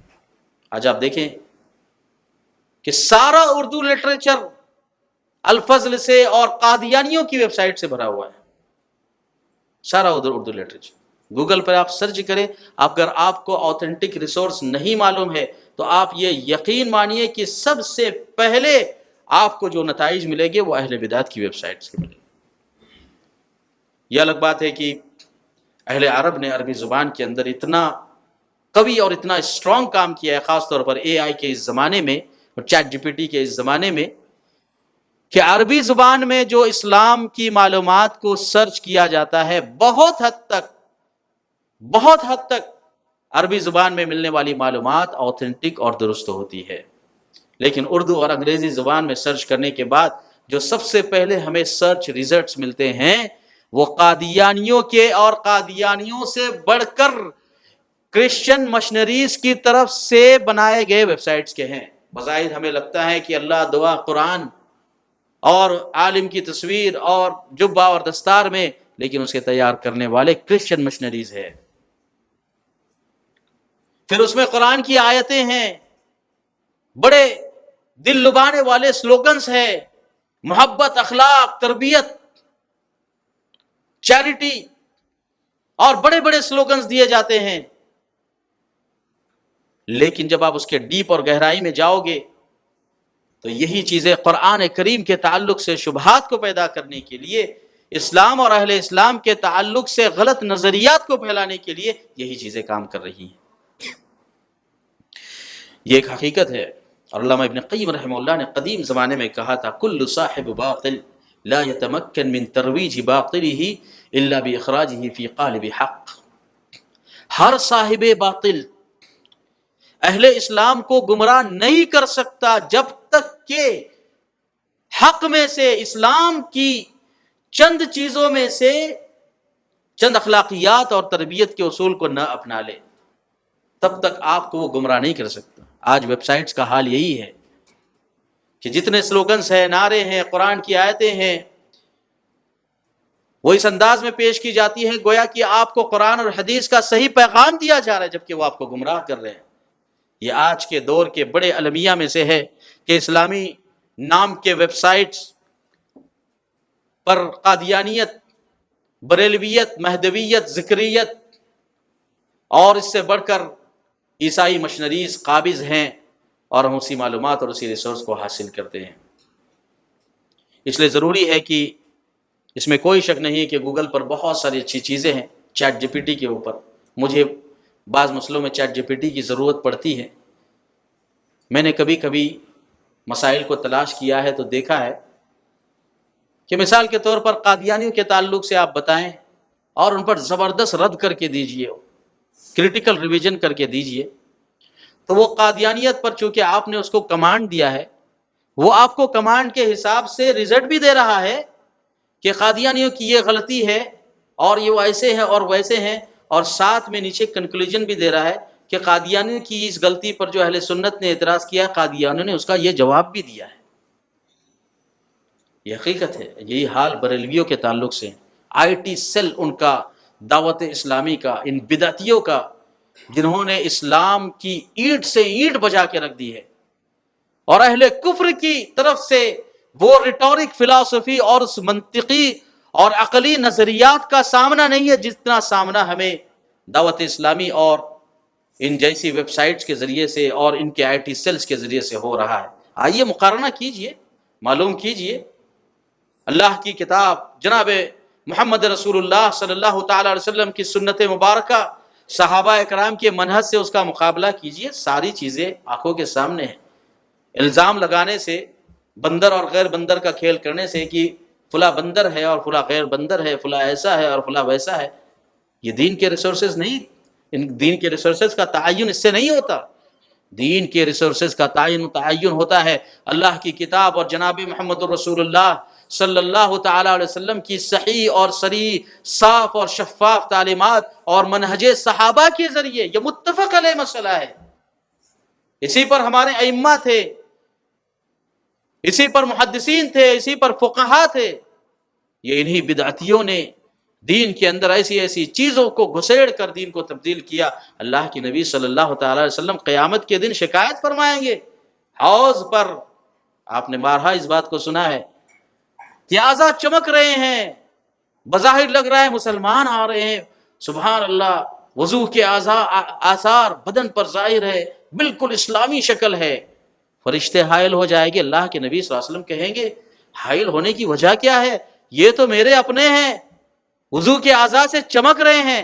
کہا یا رسول اللہ لا تدری ما احدثوا بعدک، اللہ کے نبی صلی اللہ تعالی علیہ وسلم آپ نہیں جانتے کہ یہ بظاہر مسلمان ہے، لیکن انہوں نے آپ کے بعد کیسی کیسی بدعتوں کو ایجاد کیا، آپ کے دیے ہوئے دین کی شکل کو کیسے بگاڑا۔ آج ہم میں سے ہر ایک دوسرے پر الزام لگاتا ہے کہ دین آپ نے بگاڑا، لیکن اس کا تعین کون کرے گا کہ دین کس نے بگاڑا؟ اس کا تعین اللہ کی کتاب اور نبی کی سنت کرے گی۔ اسی لیے علماء نے لکھا ہے کہ جن علماء کی تقریر میں اللہ کی کتاب اور نبی کی سنت کی اساس ہے، وہ علماء حق سے زیادہ قریب ہے، لیکن جن کی تقریروں میں فلسفی، منطق اور موجودہ زمانے کے واقعات کو لے کر عقلانیت کی گفتگو ہے، وہ جس قدر عقلانیت پہ مبنی ہوگے وہ اللہ کی کتاب اور نبی کی سنت سے اسی قدر دور ہوگے۔ بہت سارے اللہ نے ریسورسز دیے ہیں سمجھنے کے، عقل رکھنے کے، جن کے ذریعے سے ہم عقل کو رکھ سکتے ہیں اور اپنے دینی معاملات کو مرتب کر سکتے ہیں۔ تو اس سوشل میڈیا کے دور میں جن ویب سائٹس کے ذریعے سے ہمیں تعلیم دی جا رہی ہے وہ بھلے ہی دکھنے میں اسلامی ویب سائٹس ہے، مگر خوبصورت نعروں اور سلوگنز اور دل کو نرم کرنے والی گفتگو، آرٹیکلز اور کتابوں کے ذریعے وہ ہمیں گمراہ کر رہے ہیں۔ اور یہی وہ زمانہ ہے جس کے بارے میں اللہ کے نبی صلی اللہ تعالیٰ علیہ وسلم نے فرمایا یصبح الرجل مؤمنا ویمسی کافرا، کہ ایک وقت آئے گا کہ مومن بن کر انسان صبح کرے گا، شام آتے آتے اس کے پاس، اس کے ذہن میں ایسے شبہات اور ایسے شہوات داخل ہو جائے گے کہ وہ اپنے دین کو چھوڑ دے گا۔ رات میں سوتے وقت وضو کر کے، نماز پڑھ کے، تہجد پڑھ کے سویا ہے، دن میں جاب پر چلا گیا، شبہ داخل ہو گیا، اللہ کے دین سے نکل گیا۔ ایسے حالات ہم اپنی آنکھوں کے سامنے سے دیکھ رہے ہیں۔ پھر اس کے بعد لڑکیوں کے عشق کے واقعات آج کوئی کم ہے ہمارے اپنے سماج اور معاشرے میں۔ پہلے ہم سنتے تھے کہ دوسرے اسٹیٹ میں یہ واقعات ہو رہے ہیں، لیکن آج ہم خود ان حالات کو فیس کر رہے ہیں سوشل میڈیا کے ذریعے سے۔ جو ہر دھرم کے اقدار کی اور اس کے بھاوناؤں کی پالنا کرنی چاہیے تھی، ہر ایک نے اپنے دھرم کو فالو کرنا چاہیے تھا، آج ایک دوسرے کے دھرم کے ساتھ چھیڑخانی اور پھر لڑکیوں کے مسئلے کو خاص طور پر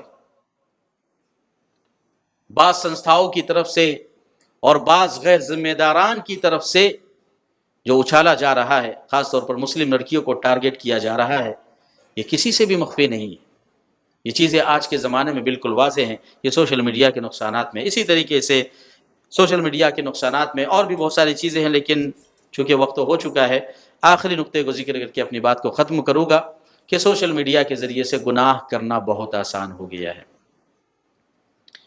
پہلے جس گناہ سے لوگ کتراتے تھے اور اس میں شرم اور عار محسوس کرتے تھے، آج معمولی سے سرچ کی بنیاد پر وہ گناہ ہمارے سامنے ظاہر ہو جاتا ہے۔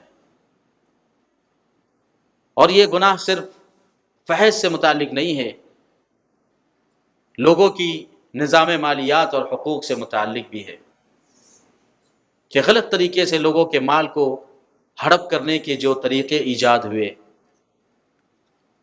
اور حقوق کے معاملات میں ہم جس قدر کوتاہ ہوئے، اس میں سوشل میڈیا کا بہت بڑا کردار ہے۔ گناہ کو اگر دیکھا جائے تو معمولی سے سرچ کی بنیاد پر، اور اگر کسی کنٹری میں اس کی پابندی ہو تو وی پی این اور دیگر ریسورسز کے ذریعے سے اسے کھول کر انسان آسانی سے گناہ کر لیتا ہے۔ جن گناہوں کے بارے میں امام احمد بن حنبل رحمہ اللہ فرماتے تھے کہ ما یأمن احدکم ان ينظر نظرا فیحبط به عمله، ہم میں سے کوئی بھی شخص اس بات سے مامون نہیں ہے کہ رمضان کے روزے رکھ لیا، اللہ کی بہت عبادت کی، قیام کیا، صیام کیا، لیکن کسی غلط چیز پر اس کی نظر پڑ گئی اور اس کے سارے اعمال برباد ہو گئے۔ اللہ تعالی ہم سب کی حفاظت فرمائے۔ اور آج حالت یہ ہے کہ لوگ گناہ کو فارورڈ کرنے میں فخر محسوس کرتے ہیں، غلط خبروں کو فارورڈ کرنے میں فخر محسوس کرتے ہیں۔ اللہ رب العالمین فرماتے ہیں ان الذين يحبون ان تشيع الفاحشة في الذين آمنوا لهم عذاب شديد في الدنيا والآخرة، وہ لوگ جو اہل ایمان کے درمیان فحش کو پھیلانا چاہتے ہیں، انہیں معلوم ہونا چاہیے کہ فحش کو پھیلانے کا عذاب اتنا دردناک عذاب ہے کہ آخرت سے پہلے وہ عذاب دنیا میں دیا جائے گا۔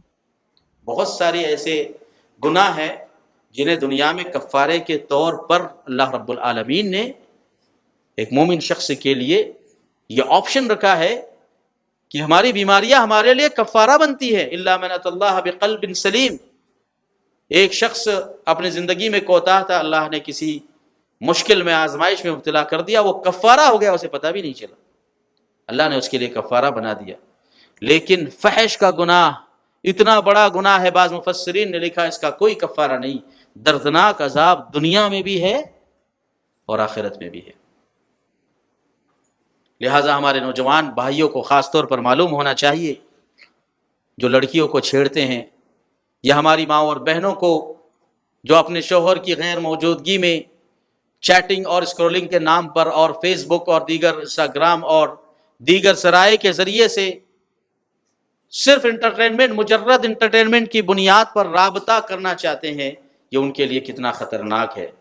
دنیا میں بھی ان کے لیے دردناک عذاب ہے اور آخرت میں بھی دردناک عذاب ہے۔ اسی لیے اللہ کے نبی صلی اللہ علیہ وسلم نے فرمایا، قیامت کے احوال کو آپ نے ذکر فرمایا کہ قیامت سے قریب ایسے بھی ہوگا، لَأَعْلَمَنَّ أَقْوَامًا مِّنْ أُمَّتِي يَأْتُونَ يَوْمَ الْقِيَامَةِ بِحَسَنَاتٍ أَمْثَالَ جِبَالِ تِهَامَةِ بَيْضَاءَ فَيَجْعَلُهَا اللَّهُ هَبَاءً مَنْثُورًا۔ اللہ کے نبی صلی اللہ علیہ وسلم فرماتے ہیں، میں میری امت کے، اللہ کے نبی صلی اللہ علیہ وسلم کی امت بہت بڑی امت ہے، اور قیامت تک آنے والی امتوں میں سب سے بڑی، عظیم اور وسیع امت جناب محمد رسول اللہ صلی اللہ تعالی علیہ وسلم کی ہے۔ اور اللہ کے نبی کی شفاعت اتنی عظیم شفاعت ہے کہ قیامت کے دن سب سے زیادہ جن لوگوں کو جہنم سے آزاد کیا جائے گا اور جنت میں داخل کیا جائے گا، وہ جناب محمد رسول اللہ صلی اللہ تعالی علیہ وسلم کی امت کے افراد ہے۔ آپ کے شفاعت کی بنیاد پر اللہ رب العالمین آپ کی امت کو یہ مقام عطا کریں گے۔ لیکن بہت سارے امتی ایسے ہوں گے جو جہنم میں جائیں گے، انہیں ان کا عذاب چکھنا ہے۔ آپ نے فرمایا، لَأَعْلَمَنَّ أَقْوَامًا مِّنْ أُمَّتِي، میں اپنی امت کے بعض اقوام کو جانتا ہوں اور بہت اچھی طریقے سے جانتا ہوں۔ اللہ کے نبی صلی اللہ علیہ وسلم کو اللہ تعالیٰ نے بہت سارے غیبیات کا علم دیا تھا، قیامت تک آنے والے بہت سارے احوال سے اللہ تعالیٰ نے جناب محمد رسول اللہ صلی اللہ تعالیٰ علیہ وسلم کو باخبر کیا۔ ہم سب اس کو مانتے ہیں، البتہ بہت ساری غیبیات کی ایسی چیزیں ہیں جو اللہ تعالیٰ نے اپنے علم کے ساتھ اختصاص فرمائی، اور کسی مقرب ترین فرشتے اور مقرب ترین نبی کو بھی اس سے باخبر نہیں کیا گیا۔ جیسا کہ اللہ کے نبی صلی اللہ علیہ وسلم سے بارہا سوال کیا گیا قیامت کے بارے میں، کون سی ڈیٹ میں آئے گی، کب آئے گی، اللہ کے نبی صلی اللہ علیہ وسلم نے ہمیشہ اس کے علم کو اللہ کی طرف لوٹایا۔ لیکن بہت ساری چیزیں تھیں جو آپ کو بتائی گئی۔ فرمایا، میں اللہ کی طرف سے اپنی امت کے تعلق سے اس قوم اور اس طبقے کو جانتا ہوں کہ قیامت کے دن وہ لائے جائیں گے، اور ان کے حسنات، ان کے نیکیوں کا یہ عالم ہوگا کہ تہامہ کے پہاڑ، جیسے آج ہمارے ہاں ماؤنٹ ایوریسٹ ہے، مکہ مکرمہ میں جبل ابو قبیس ہے، اس لیے اس طریقے سے یمن کے پہاڑوں میں جو سب سے طویل اور عریض پہاڑی سلسلہ ہے تہامہ کا ہے۔ آپ نے اس کی مثال دی کہ تہامہ کے پہاڑ کی مانند ان کی نیکیاں، بہت زیادہ نیکیوں کے ساتھ قیامت کے دن ان کو حاضر کیا جائے گا، لیکن اللہ رب العالمین ان کے ان پہاڑوں جیسی نیکیوں کو غبار کی مانند کر دیں گے، ہباء منثورا کر دیں گے، ضائع ہو جائے گی۔ تمام آپ کہتے ہیں کہ اللہ کے نبی صلی اللہ علیہ وسلم سے سوال کیا گیا کہ یا رسول اللہ، آخر ایسے لوگ کون ہوگے، آپ بیان کر دیں تاکہ ہمیں پتہ چلے کہ ہم ان لوگوں میں سے ہے یا نہیں۔ اللہ کے نبی صلی اللہ علیہ وسلم نے فرمایا، اما انہم اخوانکم ومن بنی جلدتکم، جہاں تک ان لوگوں کی بات ہے جن کا میں تذکرہ کر رہا ہوں کہ قیامت کے دن انہیں لایا جائے گا، ان کی نیکیاں، ان کی عبادتیں، ان کے تہجد، ان کی نمازیں، ان کے صدقات، ان کی چیریٹی، ان کا دان، ان کی خیرات، ان کے حقوق، اور ہر چیز میں پرفیکٹ ہے، اعلیٰ ہے، لیکن اللہ رب العالمین ان کی ساری کی ساری نیکیوں کو تہس نہس اور زیرو کر دے گا۔ اللہ کے نبی صلی اللہ علیہ وسلم نے فرمایا کہ وہ تمہارے ہی کچھ بھائی ہوگے، وَيَأْخُذُونَ مِنَ اللَّيْلِ كَمَا تَأْخُذُونَ، راتوں میں بھی ویسے ہی عبادت کرو گے جیسے صحابہ عبادت کرتے ہیں، راتوں میں تہجد میں کھڑے ہوگے۔ وَلَكِنَّهُمْ قَوْمٌ اذا خلوا بمحارم اللہ انتہکوها، لیکن یہ ایسی قوم ہوگی کہ لوگوں کے سامنے تو عبادتوں میں مشغول ہے، جب اپنے بیڈ روم میں اور اپنے کمرے میں داخل ہو جائیں تو اللہ رب العالمین کے محارم کا انتہاک کرے، اللہ رب العالمین کی حرام کردہ چیزوں کا ارتکاب کرے اور اسے تاڑ تاڑ کر کے رکھ دے۔ یہ ایسے لوگ ہوگے، نماز اور روزے کے پابند ہیں، سماج اور معاشرے میں ان کا اسٹیٹس ہے، بڑا مقام ہے۔ قیامت کے دن ایسے شخص کو رؤوس الخلائق پر سب کے سامنے خرچ کیا جائے گا۔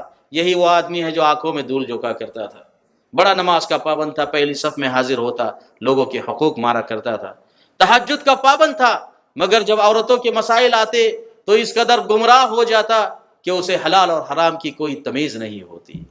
تو یہ سوشل میڈیا کے نقصانات میں سے ہے کہ گناہوں کا کرنا آج ہمارے اس زمانے میں بہت زیادہ آسان ہو چکا ہے۔ اللہ رب العالمین ہم سب کی حفاظت فرمائے۔ ایک موضوع باقی بچ گیا ہے، انشاءاللہ اسے کسی اور وقت میں لیا جائے گا کہ سوشل میڈیا کا پازیٹیو استعمال ہم کس طریقے سے کر سکتے ہیں۔ اللہ رب العالمین ہم سب کو نیک توفیق عطا فرمائے۔ الہ العالمین سوشل میڈیا کا صحیح استعمال کرنے کی ہمیں توفیق عطا فرمائے، ہمارے بچوں کی، بچیوں کی اور گھر والوں کی حفاظت فرمائے۔